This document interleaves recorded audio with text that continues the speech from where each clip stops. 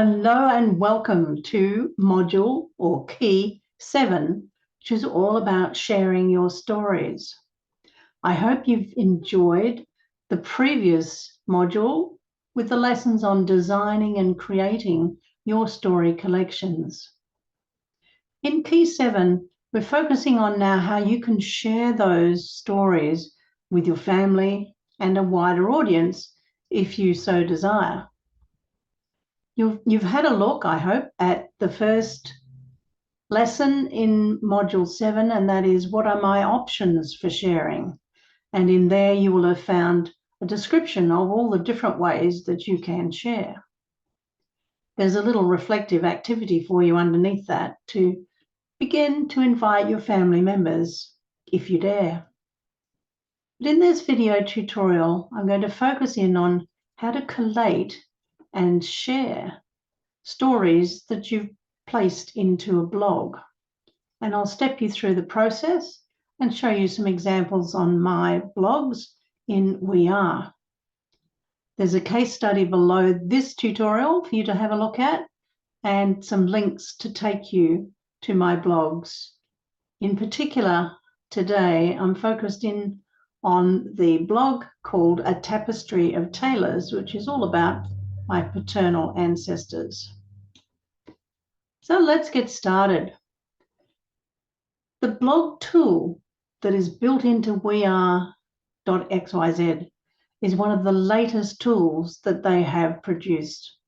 Now, I've been practicing with that for a few weeks now, and I believe that it's going to surpass my efforts in maintaining my blog posting over the next few months. It's a brilliant way to share your stories directly from your WeAre account. And you can share them with a much wider audience. Similar to other blog platforms that you might have, you simply share a URL, a link to where the blog exists.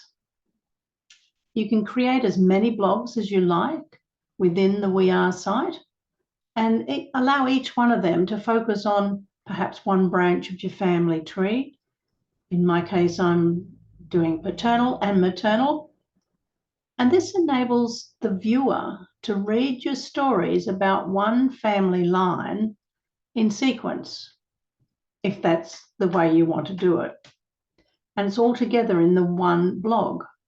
This is a little bit different to how you do it with separate blogs where you might have a mishmash of stories and posts about a variety of your ancestors from different family lines. In WeAre, the blog allows you to collate your stories neatly into the one blog relating to them. I've given you an example in the lesson notes below about how my blogs are shaping up. I've got 3 so far. The next step is, what should I include in each blog? So I'm suggesting that the best approach for you is to select and collate blog posts for each blog site so that you can identify the family, group articles, occasions, and place stories that you might want to share with a wider audience. These may already exist inside your WeAre family tree archives, or perhaps parked somewhere else outside of the platform, ready to be uploaded. I've certainly done that. I have all of my stories parked in my Dabble writer, and I'll briefly share that with you today. So my preferred workflow is something that I will share with you in my demonstration. But for you, I think the next step is to determine what your workflow will be, because it will help you step through the process of producing your blog posts smartly and swiftly. Perhaps determine a theme that's going to run through your blog posts, or an order of posts that you will want your readers to be engaged with. It might be chronological, or it might be some other order. For me, I like to think of my blog posts now in WeAre as chapters in a family history ebook. This approach has given me the ability to structure and style my blog posts and provide a workflow to create them. So my preferred workflow is like this. I plan a series of stories or chapters about my ancestors, and I'm doing it in chronological order from the earliest to the latest, rather like generational stories. Next, I want to give each of my stories a unique and themed title. I also add a proverb or a quote and a themed thumbnail image to set the tone of my blog posts. Next, I plan the layout of the blog post for maximum readability inside WeAre. So in other words, how best to make use of the content blocks that you find within the blog. And then finally, write or update each story, ready for adding the text in place in the content blocks of your choice. In the notes below, I've given you an example of how that now looks, how it's shaping up. And I'm going to be sharing with you today a process for you to get started with that new blog tool.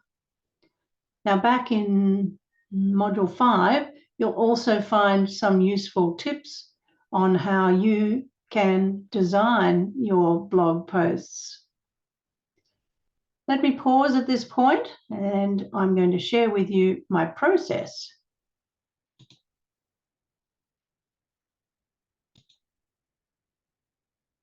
Now that I have logged in to my WeAre platform, I've landed on this area, which shows the number of trees that I have created so far and the demo tree that you're all familiar with.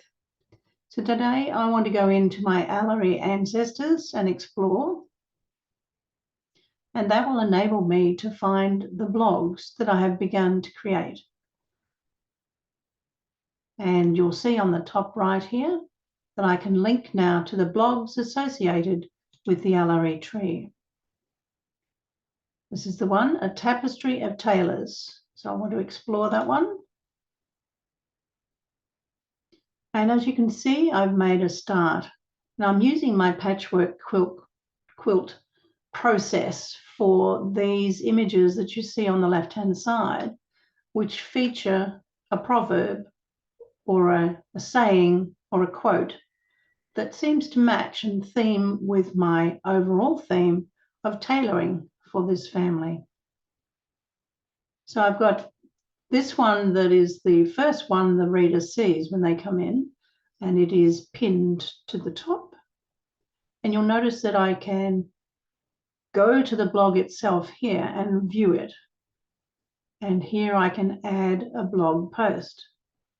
But before we do any viewing or adding new ones, let's have a look at the one that is currently in progress.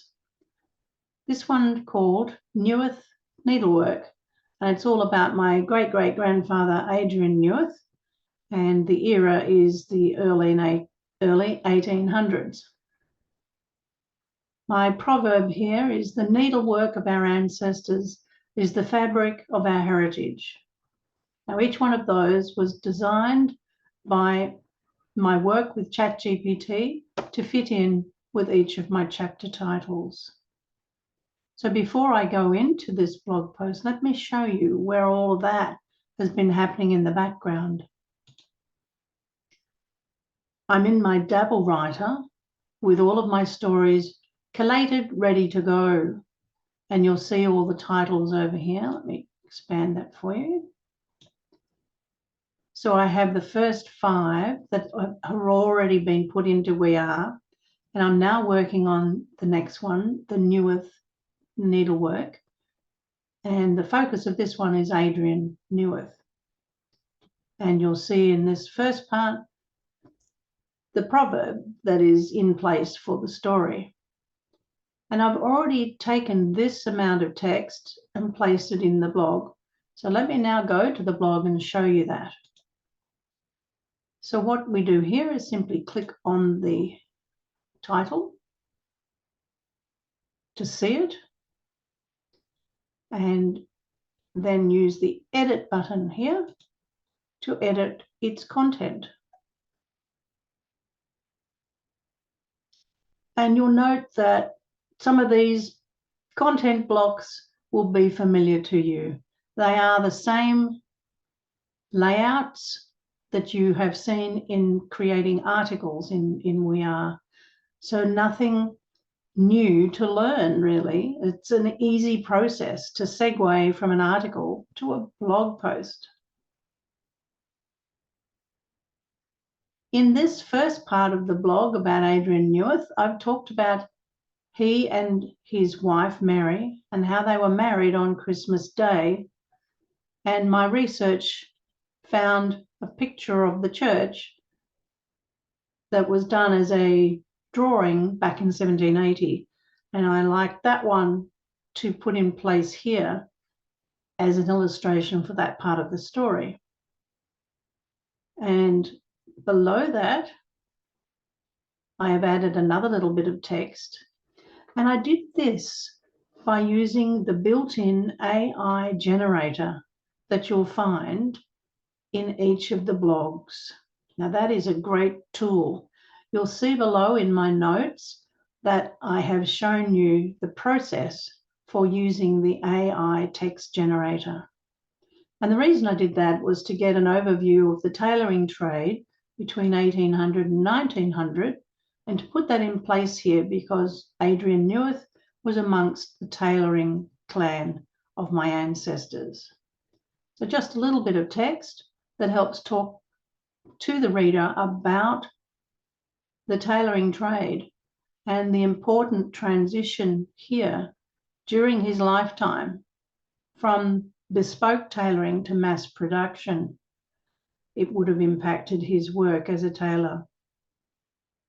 Below that, I'm now ready to add in more details, and I've prepared a block which has text on one side and an image on the left.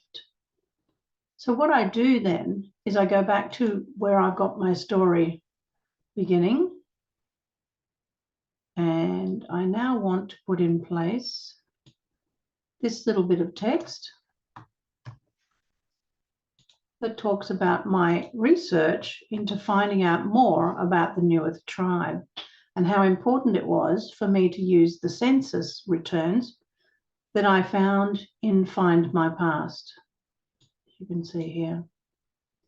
And I now want to add the 1871 census to show my readers who was in the household at the time. And so I'll prepare a content block for that. And because it's a rather wide type of image, I'll use the full width image media, and then I can add the image from here. I'll pause now while I get that image so that it doesn't take up too much of your time. And now that I've collected the 1871 census relating to Adrian and his wife, I have made sure that I've tagged it to the Newith family and to the individuals, Adrian and his two wives, two Marys.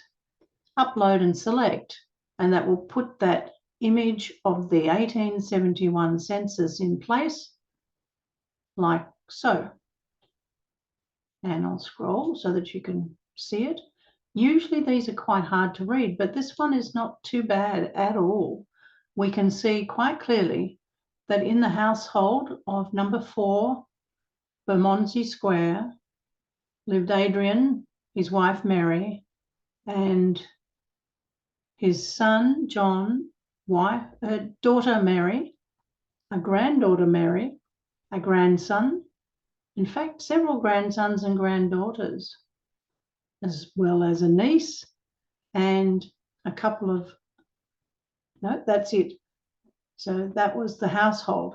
So it's quite a number of different people with different professions or occupations as shown above. It's quite an easy one to read. But I looked at the age of my great-grandfather, Adrian, and he's 80, along with Mary, who is also 80. So this was an important year for him, an 80th birthday, one thinks. So I'll pause here and I'll get some more content to place and show you the relevance of that, why I'm putting that detail and that census in place.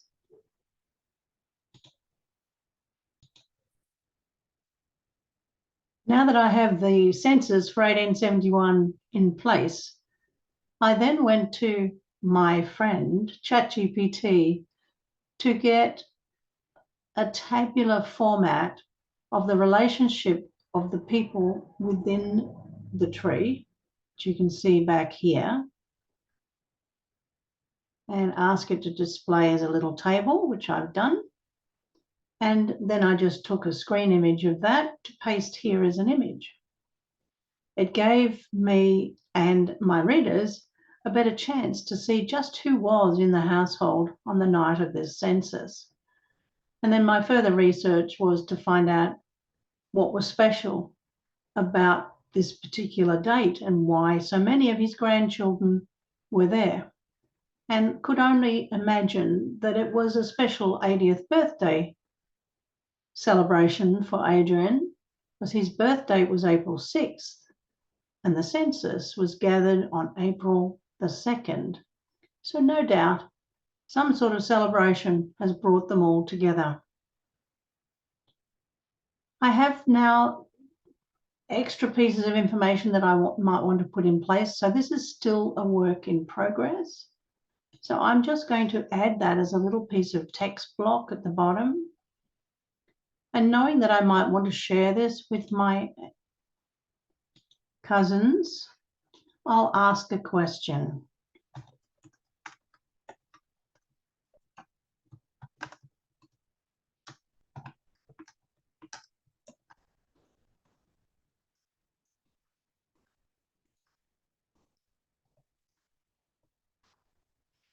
And leave it at that. Scrolling to the bottom is the article thumbnail. Now I've already put in place a little image that I created in Canva. And if you want to learn how to do that, I'll add another little extra video in the extras module on how you can create them very simply inside Canva. So with all of that in place, I want to make sure that it will be viewable. So I need to click on the Publish New Draft. And I haven't yet finished, so the tags will go in later. So I'll publish without the tags for now.